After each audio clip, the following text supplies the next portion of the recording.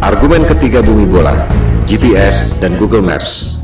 GPS adalah Global Positioning System untuk mengetahui di mana posisi orang atau tempat tertentu di lokasi manapun di dunia. Disebutkan bahwa orang yang ada di ujung barat tak dapat mengirim sinyal wireless ke orang yang ada di ujung timur karena terkena lengkungan bumi. GPS pada mobile phone kita, juga pada aplikasi Uber, Gojek, dan lain-lain, menggunakan berbagai aplikasi yang sudah ada. Yang paling umum adalah Google Maps. Jika ada orang mengatakan bahwa GPS Anda sebenarnya tidak menggunakan satelit, apakah Anda percaya? Kita tak perlu ngarang atau debat kusir. Mari kita dengar sendiri apa yang dikatakan oleh Google tentang Google Maps. Google Maps for mobile has solved this problem with a new beta feature called My Location. Instead of you telling Google your location, Google displays your location on the map with a click of a button, and it doesn't require GPS. Dengar sendiri kan? Ternyata My Location pada Google tidak menggunakan GPS, tidak menggunakan satelit. Ini adalah penjelasan resmi dari Google. Anda bisa search di YouTube, ketik Google Maps for Mobile with My Location. Lantas, bagaimana Google Maps, Gojek, Uber, dan lain-lain bisa bekerja pada HP kita dengan begitu canggihnya? Mari kita dengarkan lanjutan penjelasan Google bagaimana mereka melakukannya. So, how does it work? Each time you use your phone to make a call, send a text message, or view a website, the information goes through towers, which provide your phone with reception. A tower picks up your call and connects you to your Aunt Molly. The same thing happens when you fire up Google Maps for mobile. The tower gives you the reception you need to access map information. These towers also help Google display your location. Each tower has a unique footprint. When you access My Location, Google calculates an estimated location of your handset based on the unique footprint of nearby towers. It's not GPS. It's not GPS. It's not GPS. Dengar sendiri kan? Ternyata Google tidak menggunakan GPS. Sinyal-sinyal yang canggih itu diperoleh dari menara Telkom biasa. Persepsi Anda yang mengatakan bahwa HP Anda menggunakan GPS dan satelit lewat Google Maps. Google sendiri mengatakan tidak. Bagaimana dengan Google Maps yang secara sempurna dapat membuat peta dari udara, termasuk atap rumah kita bisa kelihatan? Bukankah itu menggunakan satelit? Ternyata Google Maps dibuat dengan menggunakan drone, bukan satelit. Silakan Anda riset dan temukan sendiri. Semua bukti-bukti ada di depan mata. Anda hanya tak memperhatikannya saja selama ini.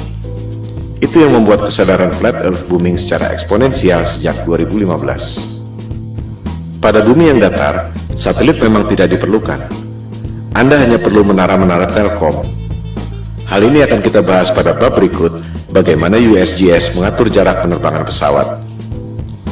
Pertanyaan yang mind-provoking adalah, jika Anda bisa dapat uang 1,5 triliun rupiah untuk membuat satelit, padahal sebenarnya Anda cuma keluar biaya bikin tower 150 juta, keuntungan 10.000 kali lipat, dan orang tak ada yang tahu, Anda mau atau tidak? Keuntungan 10.000 kali lipat. Anda dagang dengan modal 1 juta, dapat hasil 10 miliar. Mau atau tidak? Saya tidak mengatakan Indosat atau PT Telkom menipu dengan satelit, sebab mereka tak bisa bikin satelit. Yang bisa bikin satelit adalah dia-dia juga, Hughes, Boeing, Ball, Lockheed Martin, dan lain-lain. Jika ditelusuri lagi, perusahaan-perusahaan aerospace pembuat satelit itu dimiliki oleh dia-dia juga. Kelompok 1% penduduk yang lebih kaya dari 99% penduduk dunia lainnya. Kelompok 1% ini sudah lebih dari 100 tahun memonopoli bisnis lewat kartel untuk mengontrol harga agar menjadi mahal. Berlian misalnya, harganya menjadi mahal akibat dimonopoli oleh kartel. Mereka membuat ilusi supply dan demand supaya harganya tinggi. Di sektor supply, sebenarnya sumber daya berlian tidak selangka itu. Silakan Anda cek bagaimana kartel De Beers bisa menguasai pertambangan berlian dan membuatnya seolah-olah itu barang langka. Di sektor demand, kartel membuat ilusi seolah-olah berlian adalah kebutuhan manusia.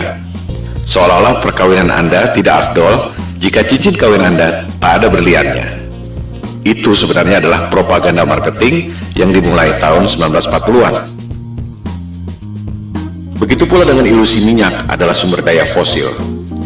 Minyak adalah senyawa hidrogen, oksigen, dan karbon, disebut hidrokarbon, yang berasal dari perut bumi. Tak ada bukti bahwa minyak berasal dari fosil tumbuhan dan dinosaurus. Itu adalah ilusi yang diciptakan oleh Rockefeller agar harga minyak menjadi tinggi. Rockefeller mengundang saintis ke konferensi Jenewa tahun 1892 untuk memulai propaganda bahwa minyak berasal dari fosil dinosaurus dan tumbuhan. Padahal, fosil adalah benda padat dan hidrokarbon minyak adalah benda cair. Fosil yang berasal dari makhluk hidup tak pernah jauh dari permukaan bumi. Sementara, manusia mengebor minyak sampai kedalaman 10 km dan tak pernah ada bukti bahwa fosil ditemukan di kedalaman itu. Tak semua orang menyadari bahwa media-media massa besar di dunia dimiliki oleh 6 perusahaan saja. Si kelompok 1% itu mampu memonopoli informasi yang diterima oleh 99% penduduk dunia lainnya. Hal ini yang disebut sebagai propaganda, mind control. Jika kelompok super kaya yang 1% itu, atau disebut elit global, mampu mencuci otak Anda lewat pendidikan, media massa, dan film-film, ilusi marketing yang membuat harga berlian dan harga minyak menjadi tinggi, apakah mereka tak mampu membuat ilusi tentang satelit? Kembali pada soal GPS. Tak semua orang menyadari bahwa GPS digunakan sejak tahun 1973 yang merupakan bagian dari teknologi militer. GPS berasal dari teknologi sebelumnya yaitu LORAN atau Long Range Navigation dan Decca Navigation yang digunakan sejak Perang Dunia Kedua. Of its equipment, which makes it very easy to operate and maintain once you understand a few fundamentals.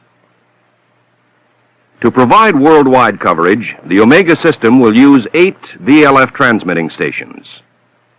One in Norway, another in Trinidad, one in Hawaii, and another in north-central United States.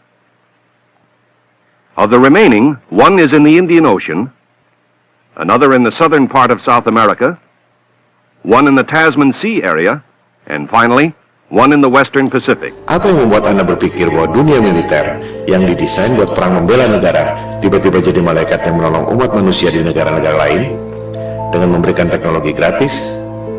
Disinilah jelinya the global elites yang sudah lebih dari 100 tahun memperoleh profit dengan cara menipu orang, scam, money laundering, transaksi fiktif, you name it.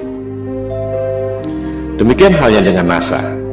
Apa yang membuat Anda berpikir bahwa NASA adalah badan eksplorasi yang bekerja untuk kepentingan dunia? Siapakah NASA? Coba kita lihat keterangan di webnya sendiri.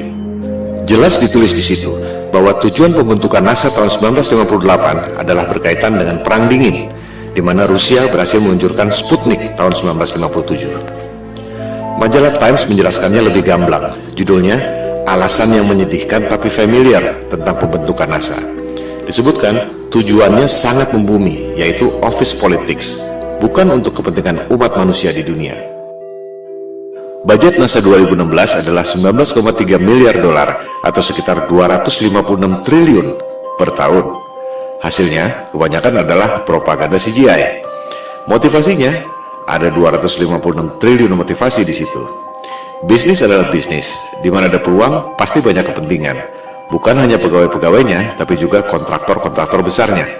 Roket memang diluncurkan, tapi jika diperhatikan, arahnya tak pernah lurus ke atas, selalu melengkung dan akhirnya horizontal. Karena memang tak pernah lewat dari low Earth orbit, sekitar 500 km dari permukaan bumi. Seperti yang dikatakan Times tadi, tujuan pendirian NASA sangat membumi, yaitu office politics. Pertanyaannya, untuk politik dan kepentingan siapa? Seperti yang telah disebutkan di awal, persoalan flat earth ini bukan debat kusir, bukan omong kosong, bukan adu ego, bukan adu pintar, melainkan ada hal lain yang lebih fundamental yang sangat berhubungan dengan kehidupan kita. Pada pembahasan selanjutnya, di video-video berikutnya, kita akan membahas hal ini. Ilusi bumi berbentuk globe memang sengaja dibuat oleh para globalis atau biasa disebut elit global. Mereka lah yang membuat berbagai krisis, perang, termasuk menjauhkan manusia dengan ketuhanan lewat dogma-dogma sains modern dan ilusi bumi globe. Kita sebenarnya tak perlu bayar biaya telekomunikasi mahal-mahal, tak perlu bayar listrik mahal-mahal, tak perlu bayar bensin mahal-mahal. Teknologinya sudah ada dari tahun 1898, dibuat oleh manusia paling jenius yang pernah lahir di muka bumi, yaitu Nikola Tesla.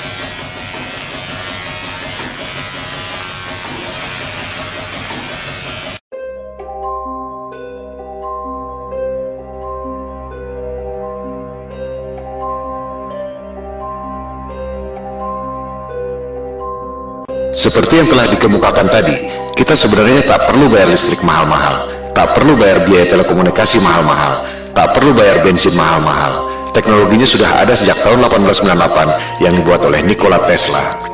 Itu sebabnya ia dikucilkan oleh JP Morgan, salah satu pentolan elit global. Hal-hal seperti itulah yang dilakukan agar kelompok yang 1% itu bisa mengontrol 99% penduduk dunia lainnya. Berbagai manipulasi dan propaganda mind control dilakukan, seperti membuat ilusi supply dan demand, ilusi satelit, ilusi GPS, ilusi bumi berbentuk globe, ilusi bahwa mereka adalah kelompok adidaya yang sudah mampu melakukan eksplorasi ruang angkasa. Bangkitnya kesadaran flat earth merupakan ancaman bagi mereka. Oleh sebab itulah pemaparan ini diberi judul Konspirasi Bumi Datar. We don't have time for a meeting of the Flat Earth Society. Soal foto-foto CGI, satelit, dan GPS yang sudah kita bahas adalah soal teknologi, belum masuk pada sains yang sebenarnya.